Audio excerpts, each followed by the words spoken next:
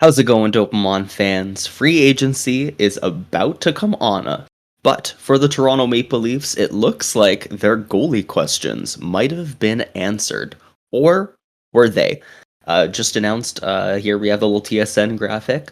Matt Murray of the Ottawa Senators is no longer an Ottawa Senator. He was traded along with a third overall in 2023, a seventh in 2024 and only 75% of his contract to Toronto in exchange for future considerations. That 25% salary retained, that means that the Leafs are holding on to $4.6875 million for the next 2 seasons for Matt Murray. Yeah. Leaf fans, I don't like this. Please say psych right now, Dubas. Say psych right now. Please. In exchange, we don't know future considerations. Future considerations is there. anything. It's, Yep. maybe sometimes, the GMs will pick up the next golf bill or whatever. Yeah, I think it's going to be minor league contract, just a nothing body going the other way. The Belleville Sens are going to be doing a little bit of rearranging of their roster, and I feel like just like a random AHL guy. Future considerations are basically just an IOU. So yeah, basically they're Matt Murray for nothing with a couple picks. And the couple picks, one is a seventh, so I'm not even really going to... That's not anything of value to anybody. That's just another pick. So it's Matt Murray, 75% of Matt Murray, and a third is the sweetener. To take 75% of Matt Murray's contract, which, like you said, equates to $4.6875 million for the next 2 seasons. Where do we start with this? What do you want to start with this? We could start with they made cap space by getting rid of Peter Mrazek. Traded down in the draft. It was nice. They still got their guy in Fraser Minton. Okay. Yeah, I like Fraser Minton. They got the guy they wanted. Some people are all bent out of shape. Oh, we traded a first-round pick. Not really. We traded down 17 spots or 13 spots in the draft. Mm-hmm. That's not trading a first-round pick. That's trading out of the first round and into the second round, and also getting rid of the guy to still get the guy you wanted. So, that was a tidy bit of business. This is scary. Mm-hmm. This is a scary trade. This is the trade that could make or break Kyle Dubas' tenure as Leafs GM. If this trade blows up in his face, the Leafs will have a new GM next year. I think you're right. I couldn't agree more. Especially after so many first round exits, if that happens again, if there's no success, and if goaltending is even slightly a question, then his job's on the line.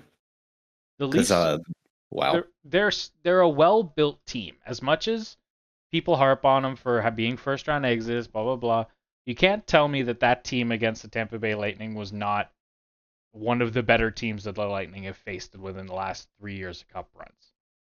Right? Obviously, Colorado beat them. They're, deserving champions. But you can't say that the Leafs are not at least one of the harder rounds that Tampa Bay team has had to get through. That was a good the 12 series. rounds, right? They did 12 rounds, and I'd probably say the Leafs are of the better half of the competition they faced. The Leafs are absolutely, I believe a quote pops up all the time. It's really not how deep you go; it's who you face in the playoffs, right? And you face a lot of the time. When the Leafs face the back-to-back champions who go on to the Stanley Cup Finals, that's there's a lot to be proud of as an organization, and say, hey, look, there's a lot of good pieces here, but the media is less forgiving. The only thing that is plaguing this team, and it's been a problem for the last 2 years, is goaltending. And it hasn't really, it's been a problem, but it hasn't been so detrimental that it hurts them. Anderson getting hurt, but we had Freddie as a backup. Okay, sure. We give Freddie, he's never been a starting goalie, give him the reins. This year he takes the reins again, and we got Peter Mrazek, who ended up not being a very solid contract. And this reminds me of that, obviously. I mean Campbell. No, I mean Mrazek. So we had we had Campbell, Right. right? Oh yeah, And we you had a said Freddie got solid, hurt. competent backup at 1B, we thought, in Peter Mrazek. Turns out that's not the case. This contract reminds me of the Mrazek trade where I was like, I don't know about this, but we'll see. The difference is Mrazek was a 1B to Campbell, who we had a lot of faith in, outplayed Carey Price in the playoffs, and we're like, okay, if we have a problem with Jack or gets hurt, then Mrazek has to come in. This is scarier because now we don't have Jack Campbell. Mm-hmm. We don't have Jack Campbell or Freddie Anderson to bail out the Leafs goaltending if it becomes a problem. Yeah, this is no 1A, 1B situation. It's just one. No, they have to go out and get somebody else. Right? Yeah. This can't be the only move in goal that they make. Is it? Right? Like Shalgren and Wall? I know they both have they're waiver exempt, so both the other backups for Toronto can be sent down. But yeah, if the rumors are true that Jack Campbell's looking for 5 for 5, it won't be Jack. They have to get something here, and I do like Matt Murray. I think that he has taken a lot of flack over the past few years for either being on a crappy Ottawa team, kind of not living up to that one Stanley Cup run that he went on. But I think there's still some good goaltending there. But there's so many questions. You can't just bank on him. Yeah, this is the guy that the Leafs can bank on to win the Stanley Cup. No, he's never proven that he is like ready for that right now. And yeah, I agree, it's scary. I know that the Dubas had an opportunity to meet with Matt Murray or meet with Ottawa training staff to witness Matt Murray's progression, because of course Matt Murray faced a concussion. He didn't come back when he probably had the opportunity to come back at the end of the season, and Ottawa just said, you know what, we'll shut you down, don't want you to get hurt again. So the Leafs have been able to say, okay, he is healthy, he is going to play, but injury questions are always still a thing. Yeah, and you look at his numbers, and his last season in Ottawa was actually his best save percentage in 3 years. Mm-hmm. And he wasn't very good in Pittsburgh. He wasn't very good the first season in Ottawa, and he was mediocre last year. And he got waived at one point last year. This guy. He did. He was on the Bennington or whatever they are now, Belleville Senators. Belleville. Yep. At one point. Oh, it's right there. I could have looked. 906 save percentage in 20 games last year. And sure, I can look at the fact that he's a career 911 goalie and a career 921 goalie in the playoffs at the NHL level in 51 games. That's on a small sample size. That's a pretty big sample size. He's won 2 Stanley Cups. The only other current goalie, 2 other current goalies, I guess, is Vasilevsky and Jonathan Quick have won 2 Stanley Cups. That's it, I think. That's the exhaustive list, unless I'm forgetting someone. Remind me. If like Fleury, but I don't know if you count the one that he got where Matt Murray took his place. Fleury, right? It was Matt Murray twice, but Fleury was the backup. So right, yeah. So but that's the thing, he's still. But the past few seasons, I don't know. Oof, it's rough. He's still an NHL goalie, but when I heard about this trade initially, I was thinking that they were gonna have to, and we were talking about this, what the return would have to be, what the sweetener would be.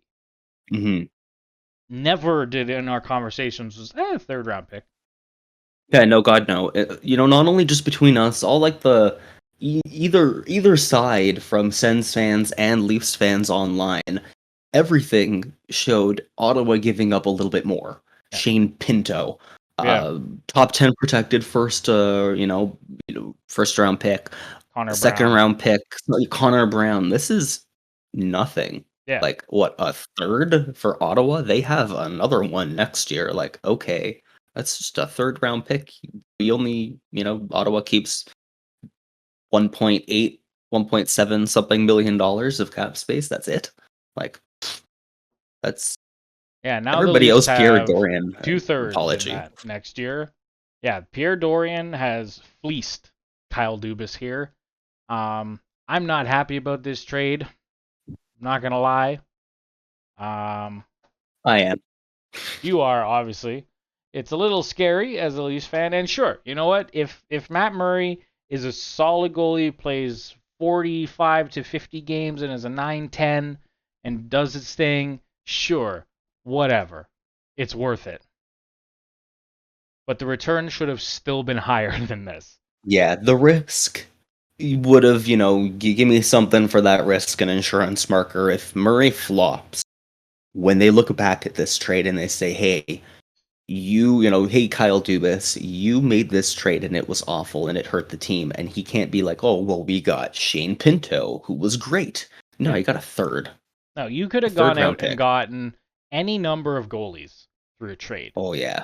Darcy Kemper's out there too, Kemper's like still from free there. agency. Why didn't did he not want to commit the term to Jack Campbell? This is not much worse AAV wise than the 5.5 that Campbell is projected to get. Mm-hmm. Or Darcy Kemper, for that matter. Yeah. You could have gone out. There were rumors about John Gibson. There were rumors about, you could have traded for the rights to Ville Husso. Because I think that was a third. Mm-hmm. That rights trade from Detroit to St. Louis. That was a third-round pick they gave up. It was a lot for UFA rights. But that's essentially what you're getting here. You could have just given up your third for the much better goalie. And I don't know, man. They better not be done. They better not be done. You have to bring in a backup for a guy like Matt Murray. You can't have Matt Murray and Erik Källgren as your tandem heading into the biggest season of, Dubas' life. You can't. Because then Matt Murray gets hurt, like he has been the last couple of years a little bit. Or struggles and, just plays, goes through a 10-game stretch where he's bad. And in a Toronto Maple Leafs market with that kind of pressure on him, he could barely handle, like the pressure of winning the cup, coming back to Pittsburgh and not, fighting for that starter role. That broke him. In Ottawa, the pressures of being the starter broke him. The Leaf media, how they're going to tear into him, that's going to be another mental health struggle that I think he's going to, have to go through. And if he isn't up to par, this is, like you said, there's no backup to pick up the slack for him. And he hasn't proven through an 82-game season he can be a starting goaltender into the playoffs. This is completely, his track record. Yeah, he does have a good resume, but none of his experience says I can be a starter all year and win you a cup. Yeah, and just as a comparison, how much would it have taken? And we talked about this a little bit. And I'm an obvious Leafs homer, and I really like this player. He's one of my favorite goalies to ever put on the Leaf. How much would it have taken to go get James Reimer, who last year in 48 games had a .911 save percentage? The year before that had a .906. And the year before that had a .914. On a crappy San Jose team, had a .911 save percentage, and is at 1 year at $2.25 million.